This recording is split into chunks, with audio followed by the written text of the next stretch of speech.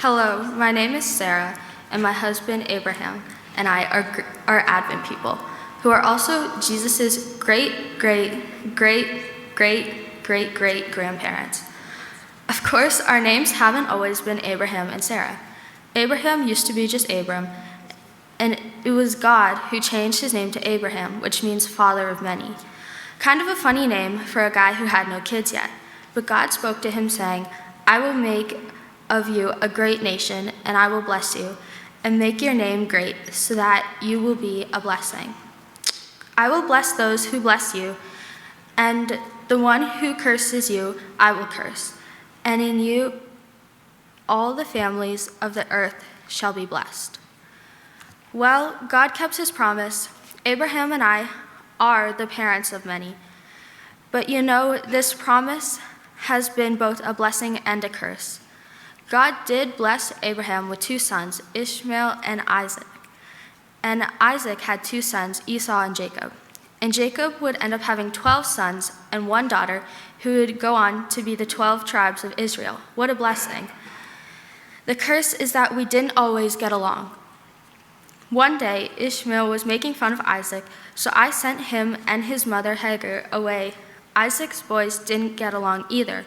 Jacob stole Esau's blessing, and Esau swore to kill him for it. Jacob's sons were no better. They sold their brother Joseph into slavery. It seems we all forget the last part, and maybe the most important part of God's promise, that because our family, all the families of earth shall be blessed. To be God's Advent people of peace means sharing God's blessings, not keeping it for yourself. Of course, there were moments when my family would find God's blessings and peace. Even though I sent Ishmael and his mother away, God blessed them. And many years later, when Jacob came back with his whole family to meet his brother Esau, they embraced in friendship. And even after selling Joseph into slavery, Joseph was still able to forgive his brothers for what they had done and bless them. Sure, we all forget sometimes that we are Advent people, but we can always change and choose the path of forgiveness and peace. And when we do, God's family will grow in some wonderful and unusual ways. I always say, it's a crazy family, but it's our family. Speaking of the wonderful and unusual, I'll turn things over to one of my favorites in our family tree to tell her story.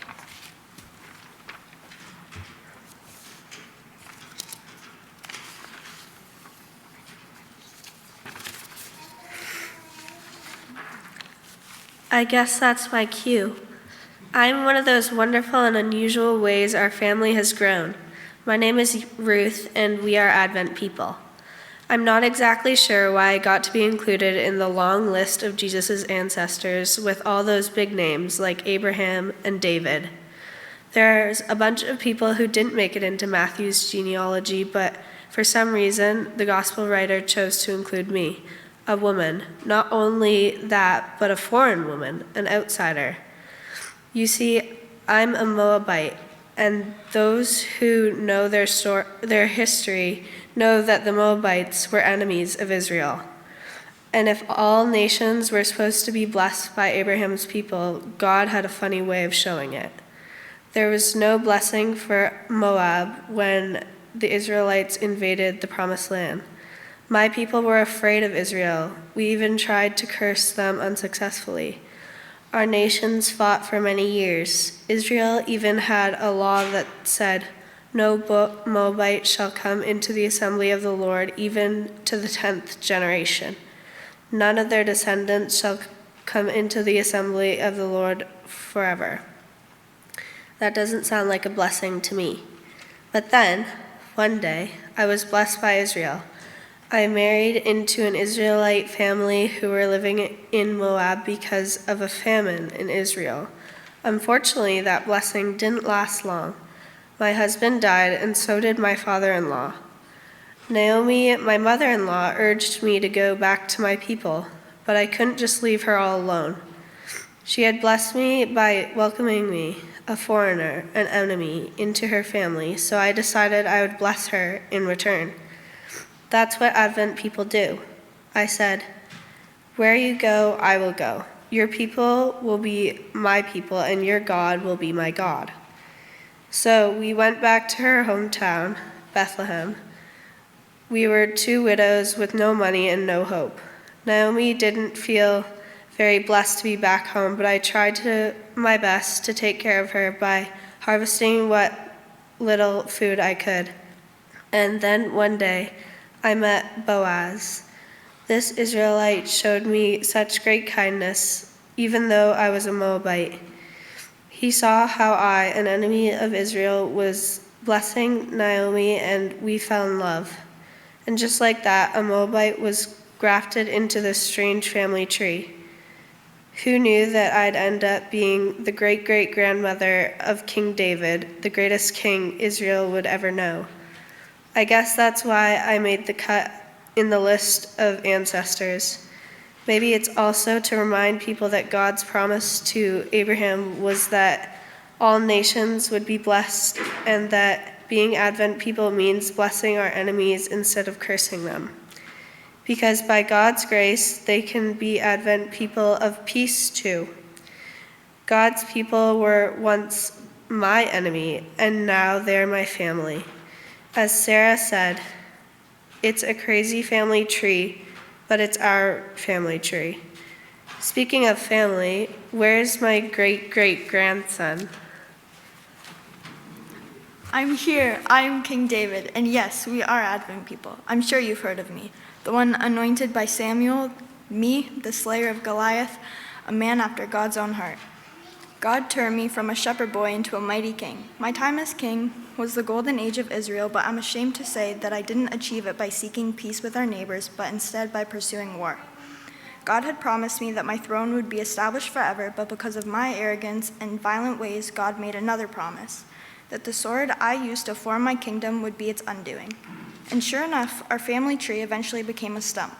Isaiah called it the stump of Jesse, my father. I guess in a way, I and my children who came after me are that stump.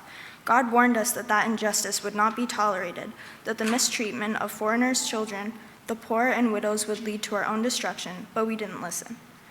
The kingdom split, and eventually both north and south were destroyed and exiled. We've had to endure much as people because we did not know the way of peace. Yet even after all seemed lost, even after we messed everything up royally, God's promise to me remained. And the prophet of Isaiah foretold of a day when the stump of Jesse, our family tree, would produce a new shoot, a king, the Prince of Peace. It's a beautiful promise, much like the promise made all those centuries ago to Abraham, that through his family, all families on earth would be blessed. I know we haven't lived up to that promise, but we've all seen glimpses of the promised peace, like when Joseph and his brothers were reconciled, or when outsiders like Ruth found a home amongst our people. Even I saw the errors of my way, repented, and found God's forgiveness. As Advent people, we embrace the promise that we are blessed to be a blessing, not a curse. As Advent people, we follow the path of peace as we forgive those who wronged us, as we show kindness and welcome to our enemies, and as we repent of injustice. The family tree of Jesse has grown into some pretty crooked ways, but as Advent people, we are called to make the straight paths and to cut down the branches of injustice, to make way for the shoot of Jesse. That is what it means to be Advent people of peace. Now, we must be on our way. We have a family reunion to go to. After all, it might be a crazy family tree, but it's our family tree.